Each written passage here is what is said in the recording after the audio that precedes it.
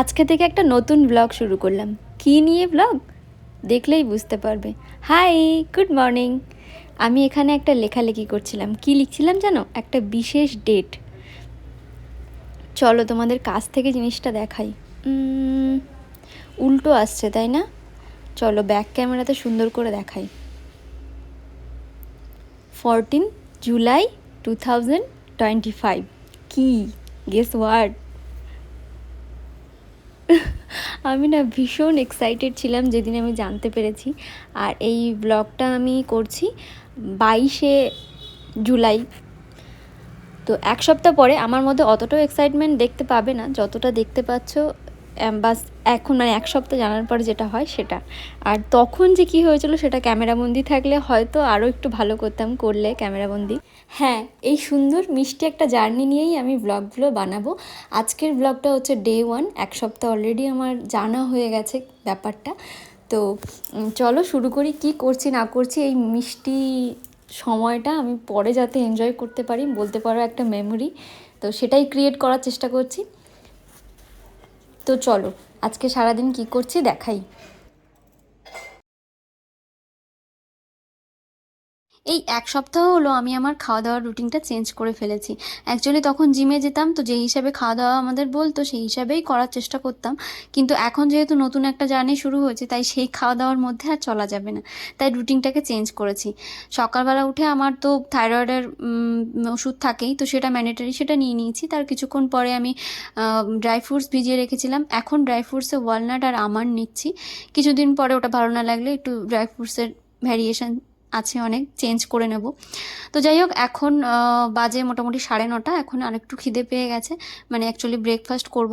তো আজকে একটা আলুকে মাঝখান থেকে ভাগ করে সিদ্ধ করেছি আর একটা ডিম সিদ্ধ করেছি। তো তার মধ্যে একটু কাঁচা লঙ্কা কেটে দিয়েছি, দিয়েছি একটুখানি বাটার, একটুখানি গোলমরিচ আর লবণ। ব্যাস এটাকে ম্যাশ করে এবার আমি স্যান্ডউইচ বানিয়ে খাবো। ব্যাস এই একটা স্যান্ডউইচে আমার পেট অনেকক্ষণ ভরা থাকবে। তো তারপরে আর বাকি যা কাজকর্ম আছে সেটা করে নেব এটা খাওয়ার পরে। তারপর যাব স্নানে।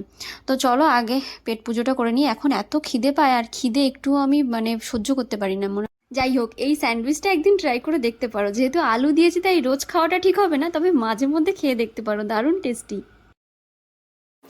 এখন আর সেই বালতি ভরে নিয়ে এর মধ্যে জল ঢালবো সেই ভরসা পাই না, মানে সেইটা অ্যাভয়েড করার চেষ্টা করি যতটা সম্ভব। সব কাজ করি তার মধ্যে যতটা সাবধানে থাকা যায়, তো সেটাই। আর এখন একটু খেয়ে নিয়ে এনার্জি পেয়ে গেছি, মানে যখন খিদে পায় তখন একটু তো পা চলে না, আর মাথা ফাথা ঝিমঝিম করে, মনে হয় এক্ষুনি খেতে হবে আমাকে। তো যাই হোক, খেয়ে নিলে তারপরে বেশ এনার্জি থাকে। আর এখনও পর্যন্ত কাজে সব কিছুতে এনার্জি পাচ্ছি, তাই জন্য করছি। তো ঘর বাড়িগুলো মুছে নেব। আর আজকে জানো তো বৃষ্টি হচ্ছে, রোদ্দুর হচ্ছে, এরকম হচ্ছে, মানে ছাদেও আমাকে বেশ 2-3 বার করে যেতে হয়েছে। একবার গিয়ে মেলে দিয়ে এসেছি, আবার গিয়ে তুলে নিয়ে আসতে হয়েছে। আজকে আমার দুপুরবেলা রান্নাবান্নার ঝামেলা নেই। অ্যাকচুয়ালি ত্রিলোচন আজকে সকালবেলাতে বেরিয়ে গেছে। ও বলেছে দুপুরবেলাতে খেতে আসবে না, মানে ও দূরে যাচ্ছে আর কি, কোর্টে যাচ্ছে। তো আমি ওই জন্য সকালবেলা উঠেই ফ্রিজে একটু ইলিশ মাছ ছিল, তো ওকে আমি সর্ষে বাটা করে দিয়েছিলাম। ওটাই কিছুটা রয়ে গেছে, ওটা আমি দুপুরবেলাতে খেয়ে নেবো, আর রান্না ঝামেলা করবো না। আর ঘরটা মোছা হয়ে গেছে, মানে আজকের কাজ আমার পুরোপুরি কমপ্লিট। তো একটা শান্তি পেলাম। এবার যাব স্নানে, তারপর এসে রিল্যাক্স করব। আর এই দেখো ইয়ারবাড নিয়ে আমি যাচ্ছিলাম স্নানে, কারণ আমি এগুলোর নিয়ে আমি গল্প করছিলাম ফোনে মায়ের সাথে, তো তারপরে ভুলে গেছিলাম। তো চলো এবার স্নান করে আসি, তারপর ফ্রেশ হয়ে আসছি, আবার দেখা হচ্ছে। টাটা। দেখো একটা জিনিস আমি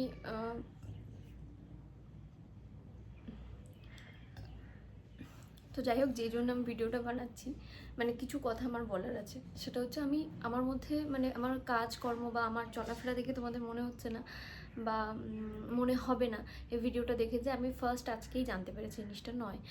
আজকে হচ্ছে 22, আজকে হচ্ছে 22 তারিখ, আর আমি জুলাইয়ের 14 তারিখে জানতে পেরেছি, মানে ওই জুলাই চলছে। তো যাই হোক, এক সপ্তাহ মোটামুটি হয়ে গেছে। এবং এর মধ্যে এক সপ্তাহ মানে আমি যখনই ত্রিলোচনকে এই ব্যাপারটা জানিয়েছি, এক সপ্তাহ আগের কথা, 14 তারিখের কথা, তো তখনও ছুটি নিয়েছিল ওর মানে ডিউটি থেকে। এবং এক সপ্তাহ ধরে আমরা দুটো মানুষ মানে মানে কী যে মানে এক্সাইটমেন্ট, কী যে একটা আনন্দ, কীভাবে যে একটা সপ্তাহ কেটেছে সত্যি মানে বর্ণনা করা যাবে না। আর তখন মাথায় আসেনি যে এগুলো ক্যাপচার করি। তো যাই হোক, ভালো হয়েছে হয়তো ক্যাপচার করিনি, কারণ ওইগুলো জাস্ট নিজেদের মধ্যে রাখাই ভালো। আর আমরা দুটো মানুষ ওই সময়টাতে ভাবতে পারছিলাম না যে কী করবো কি না করবো। তো প্রথমে গেছিলাম ডক্টরের কাছে, ওই দিনই গেছিলাম, 2 দিন হসপিটাল গেছি, তারপর রিপোর্ট করা, ব্লাড টেস্ট, এই ওই যা যা থাকে আর কি, তো সবগুলো করে নিয়েছি। আর এখনও পর্যন্ত রিপোর্ট সব কিছু ঠিক আছে। আমার একটু থাইরয়েডের প্রবলেম আছে, তো ওটা চলছে। এবং আমাদের আবার নেক্সট চেক আপে যাওয়ার সময় তখন বোঝা যাবে যে কী হচ্ছে। ত্রিলোচনের 1 সপ্তাহ ডিউটি শেষ, ত্রিলোচনের 1 সপ্তাহ ছুটি শেষ, এবার ও ডিউটি জয়েন করেছে আর আমি আবার একা হয়ে গেছি। এবং আমি যেদিন, সত্যি কথা বলতে কি, যেদিন আমি জানতে পেরেছি যে আমি আমার এই নিউজটা আমি যেদিন মানে বুঝতে পেরেছি, জানতে পেরেছি 14 তারিখে, তো সেই দিন থেকে আমার মাথার মধ্যে একটা জিনিস ট্রিগার করেছে যে আমাকে একা এই জার্নিটা মানে চলতে হবে। ত্রিলোচন আমাকে অবশ্যই সাপোর্ট করবে, আমার সঙ্গে থাকবে, এবং আমার সত্যিই মানে এক এবং একমাত্র সাপোর্টিভ পার্সন যদি এই সময় কেউ থাকে সেটা হচ্ছে ও। বাকি আমি কাউকে পাবো না। আমি না সত্যি নিজেকে চিনতে পারছি না। আমি ভীষণ নরম স্বভাবে ছিলাম, কিন্তু এখন আমি প্রচণ্ড মানে অ্যাক্টিভ, প্রচণ্ড মেন্টালি প্রচণ্ড স্ট্রং হয়ে গেছি। আমি এই শক্তিটা আমি কোথা থেকে পেয়েছি আমি নিজেই জানি না। আমি এখন সব কাজ করছি। আমাকে ডাক্তার বলেছিল যে তুমি টোটালি বেড রেস্ট বলেনি, উনি বলেছিলেন যে টোটালি হাঁটা চলাটাও বন্ধ করে দাও, মানে এতটাই মানে উনি মানে যেহেতু আমার একটু কমপ্লিকেশনস আছে, তো উনি বলেছেন। তো আমি এই হচ্ছে নিজের শরীর পারছি, অ্যাক্টিভ আছি, ভালো আছি, খাওয়া দাওয়া করতে পারছি। ভমিটিংয়ে যে প্রবলেমটা হয় সবার, আমার সেটাও নেই। সব কিছু মানে খাওয়া দাওয়ারও সব কিছু নর্মাল আছে। তো সেই জন্য আমি না সবই করছি। আমার মানে কাজকর্ম দেখে তোমাদের মনে হবে যে আমি নর্মাল আছি। দেখো, যেটা বলতে বসেছিলাম, অ্যাকচুয়াল কথা হচ্ছে আমার শ্বশুরবাড়ি বলতে শ্বশুরবাড়িতে শুধুমাত্র শ্বশুরমশাই আর শাশুড়ি মা আছেন। এবং যদি ওখান থেকে আমার শাশুড়ি মা চলে আসেন, তাহলে কি শ্বশুরমশাইয়ের খাওয়া দাওয়ার প্রবলেম হবে মাসের পর মাস। এটা তো আর 1 মাসের ব্যাপার নয়, মাসের পর মাস এখানে পড়ে থাকলে তার তো অনেক রকম সমস্যা হবে। এবং আমার বাড়িতে যদি বলো, তাহলে আমার মা সার্ভিস করেন, এবার মানে হাউসওয়াইফ নন, তো সব কিছুই তাকে সামলাতে হয়। আর যারা সার্ভিস করে তারাও ওরকম মাসের পর মাস ছুটি নিয়ে তো এখানে এসে মানে অন্য কোথাও এসে পড়ে থাকতে পারে না। সুতরাং তাদের কারোর কাছে আমার এক্সপেকটেশন কিচ্ছু নেই। আমার কথা হচ্ছে আমি যেন সুস্থভাবে ভীষণ স্মুথলি যেন এই জার্নিটা পার করতে পারি, এটাই আমি ঈশ্বরের কাছে সবসময় চাইছি। যখন থেকে আমি জানতে পেরেছি যে আমার এরকম একটা ব্যাপার হয়েছে, প্রেগনেন্সি পজিটিভ এসছে, তখন থেকে। আর ত্রিলোচনকে তো আমি ভীষণভাবে পারছি এখন, ব্যাস এটাই, আমরা আর কিচ্ছু চাই না। আর এই স্মৃতিগুলোকে সুন্দর করে রেখে দিচ্ছি আমার ইউটিউবে, যাতে পরে আমি দেখতে পারি যে একা একা এত বড় একটা কঠিন জার্নি যেটা সবার কাছে, সেটা আমি কি করে পার করলাম। আমাকে হেল্প করার জন্য একজনকে রাখবে বলছিল, আমি বললাম না, এক্ষুনি দরকার নেই, আমি যতদিন নিজে পারছি ততদিন নিজে করি। আর কিছু না করলে আরও বেশি মন খারাপ হবে। আর এই সময় হয় একটু মন খারাপ, মুড সুইং, একটু কষ্ট, খারাপ লাগা, হ্যাঁ যেগুলো হচ্ছে, যেগুলো আমি বলবো না যে একদম টোটালি হচ্ছে না, খারাপ লাগছে, মাঝে মাঝে খুব কান্না পাচ্ছে, মনে হচ্ছে এই কোথায় ফেসে গেলাম, এ কি একটা কষ্টকর জার্নি, আর কি করে পার করবো এতগুলো দিন, এরকম হচ্ছে মাঝে মাঝে। কিন্তু ওভারঅল আমি এখনও পর্যন্ত ওকে আছি। এবং এই শক্তিটা আমি যেন মানে নিজের মধ্যে এই যে শক্তিটা, এটা সত্যি আমি কোথা থেকে পেয়েছি আমি নিজেও জানি না। আর আজকে আমার হঠাৎ করে মনে হলো, 1 সপ্তাহ হয়ে গেছে ত্রিলোচন ডিউটি জয়েন করে নিয়েছে এই সপ্তাহতেই। তো এখন আমার মনে হচ্ছে যে আমি যে টাইমটা একা থাকবো, বা আমি কি করছি না করছি, এই যে জার্নিটা, এটা তো শুধুমাত্র আমি দেখছি বা আমি ফিল করছি, এইটা আমি যদি স্মৃতি করে রাখি তাহলে কেমন হয়। সেজন্য আজকে থেকে না আমি ব্লগ শুরু করে দিয়েছি। জানি না এটা আমি কবে পোস্ট করবো, কারণ সব জিনিস এত আর্লিয়ার সোশ্যাল মিডিয়াতে দেওয়া তো ঠিক নয়। তো বানিয়ে রাখছি, যেদিন পোস্ট হবে হবে। একটুখানি শুয়ে পড়েছিলাম, একটুখানি বসেছিলাম ডাব খেতে।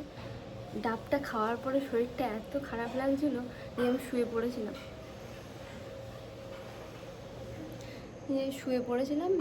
তারপরে শুয়ে এদিক ওদিক করছি, ঘুম তো আসে না। মানে অ্যাকচুয়ালি কী হচ্ছে বলতো, শরীরটা প্রচণ্ড দুর্বল, মনে হচ্ছে ভিতর থেকে শরীরটা ভেঙে যাচ্ছে যতই খাওয়া দাওয়া করছি। মানে এখন একটু খাওয়া দাওয়াটা, মানে আমি তো ডায়েটে ছিলাম, সেখান থেকে বেরিয়ে এখন প্রচুর খাচ্ছি, মানে যা মনে হচ্ছে তাই খাচ্ছি, তারপরও মনে হচ্ছে শরীরটা যেন ভিতর থেকে ভাঙছে আর প্রেশার লো হয়ে যাচ্ছে, মানে মাথা ব্যথা ঘুরছে, গা হাত পা কাঁপছে, এরকম হচ্ছে। তো শুয়ে ওই যে ধিম হয়ে শুয়ে থাকছে। এবার ওটা করলে কি হয় বলো তো, রাত্রিবেলাতে ঘুম হচ্ছে না। তাই জন্য আমি বললাম এই জিম ধরে শুয়ে থাকার থেকে এও এক বিরক্তি, তার থেকে একটু ভিডিও বানাই, মনটা একটু অন্যদিকে চলে যাবে। তাহলে গিয়ে কিছুক্ষণ অন্য কিছু নিয়ে ব্যস্ত থাকবো, তাহলে গিয়ে সময়ও কেটে যাবে। আর ওই সারাক্ষণ শরীর খারাপ লাগছে, এটা ভাবলেই যেন সময় কাটতে চায় না। তাই জন্য এখন রেডি হচ্ছি, একটু রিলস বানাবো। পুরোপুরি রেডি হয়ে নিই, তারপর রিলস বানাবো। কেমন একটা হয়ে গেছে মুখটা আমার। আজকে হঠাৎ করে একটু শাড়ি পরতে ইচ্ছে হলো, তাই পরেছি।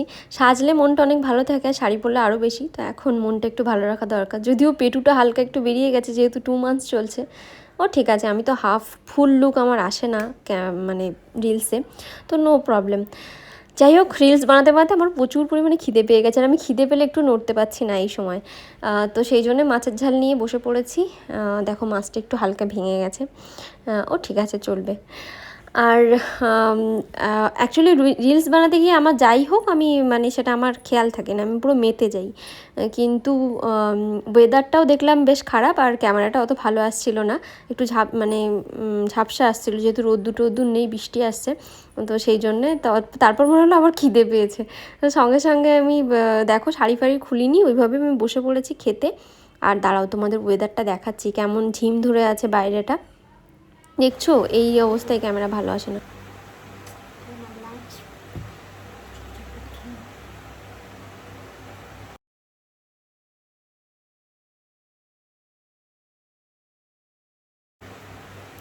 একটু ঠান্ডা হয়ে গেছে বলে কম ভালো লাগছে,